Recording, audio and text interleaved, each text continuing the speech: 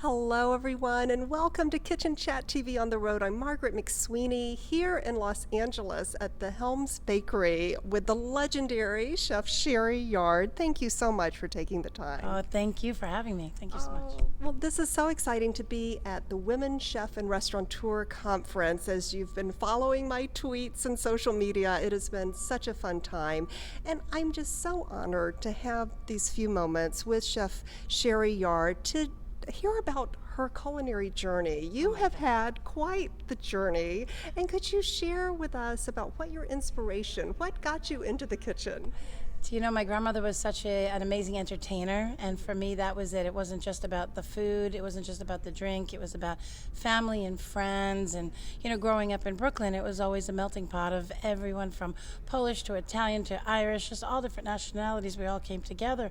So for me, coming from Brooklyn, heading all the way out to Beverly Hills, being with Wolfgang at Spago, it was just, it was a natural transition for me then to come here to the Helms campus, where this is tradition. This is all about family. The Helms is almost 100 years old.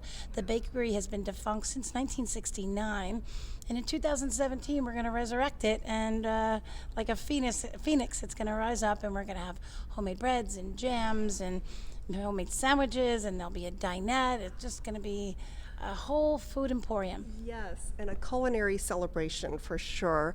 Well, let's chat a little bit about your grandmother. So, are there any favorite taste memories from childhood? It's funny you say that, because I just this morning pulled out her black pan, the skillet. So I had it, and I'm going to use it this evening at the event. I'm going to put it out on this, on the table this evening. We're serving crab cakes, and sure, why not cook up a crab cake in Grandma's old pan?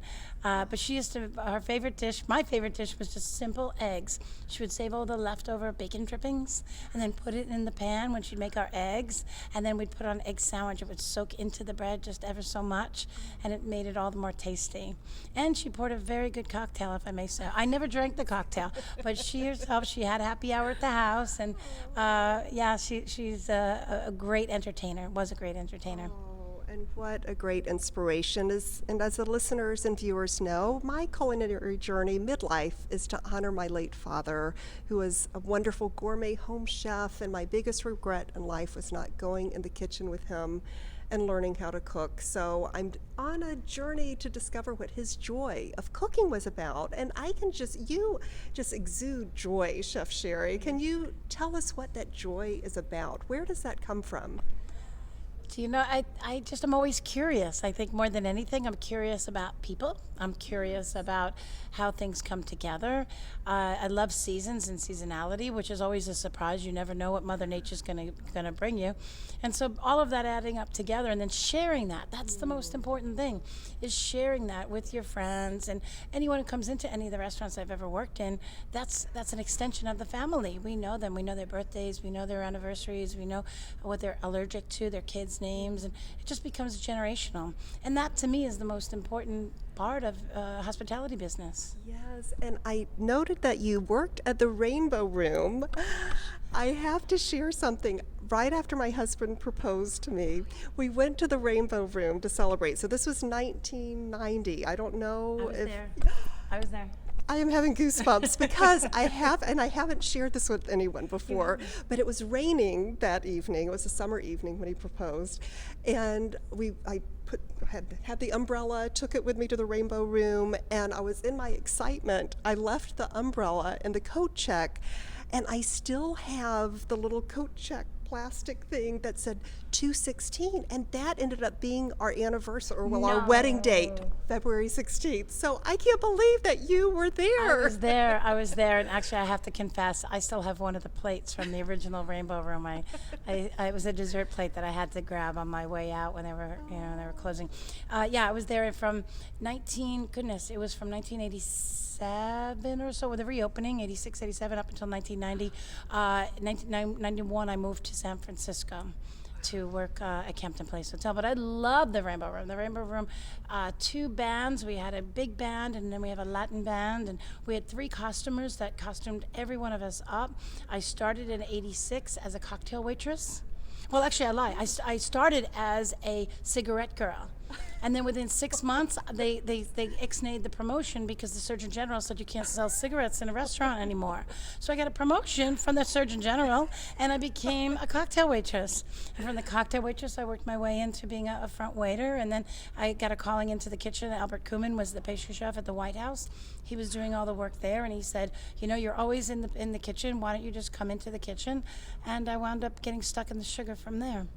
Stuck in the sugar. I love that. And this sugar has taken you worldwide. And of course, with Spago and Chef Wolfgang Puck at, the Governor's Ball many years?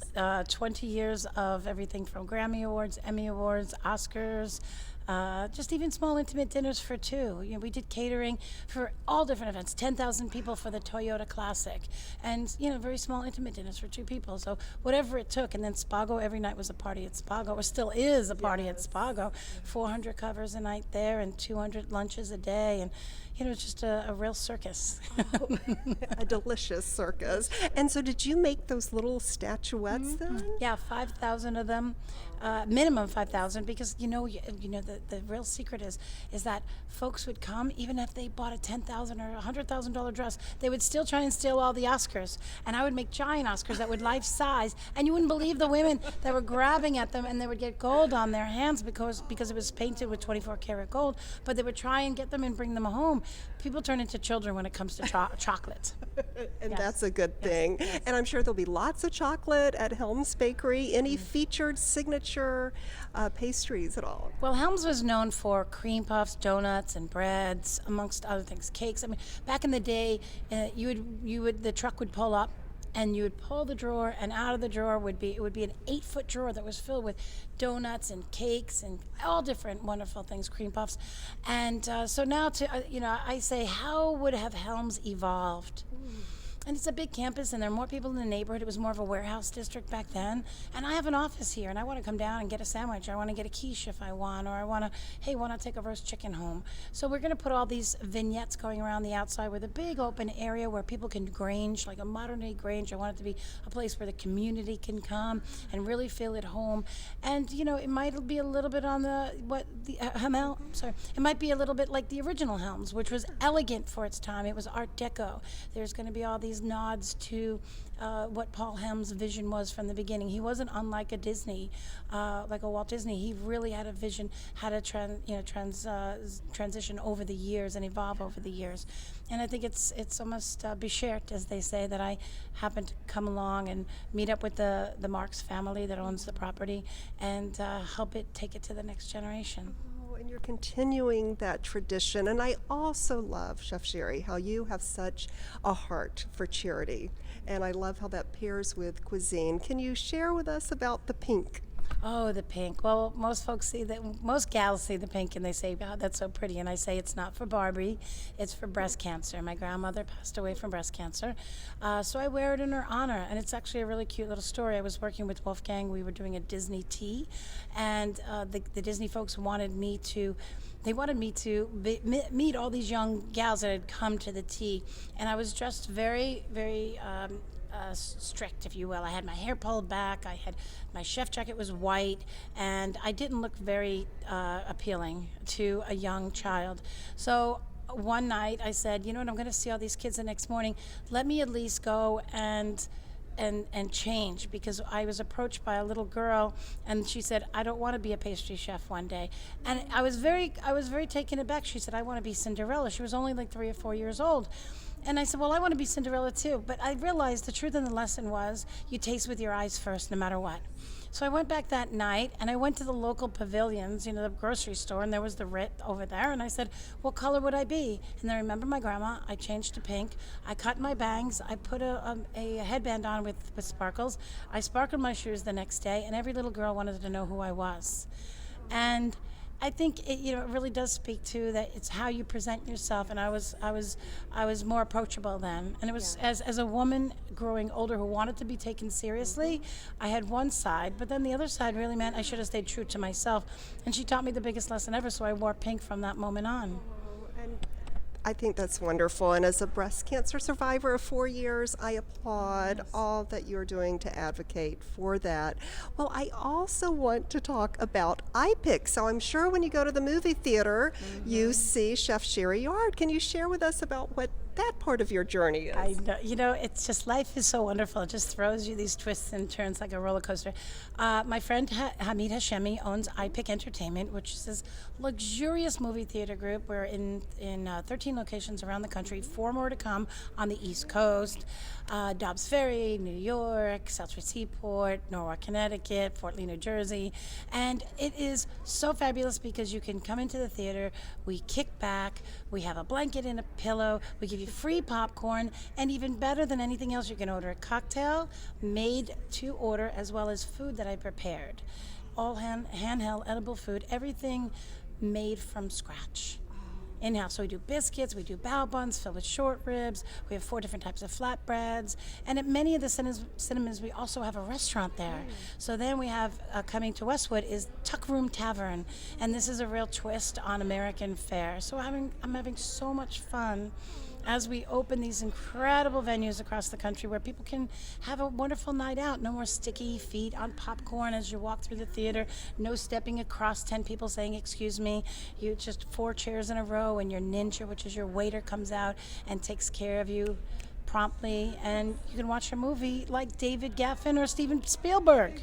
Exactly, and it's really the perfect take on dinner and a movie, and I'm so excited because we have one in South Barrington, Illinois, where I'm from, and I'm there constantly and waving to you on the screen as you talk about the different culinary things. Well, how fun is that? I get to do iPic Now, and iPic Now is the feature where I bring in all my favorite chefs, and then we do a culinary demonstration together, and whatever that item is. So we've had Elizabeth Faulkner on, and she's made a smoky bro pizza, and Antonia Lafaso, and she does this incredible tostada, and Jet Tila with tuna and crispy rice. So you don't have to get on a plane and fly to their restaurants. We're bringing them to you, and then you get some culinary tips at the same time. So it's just been so much fun to share it with everyone.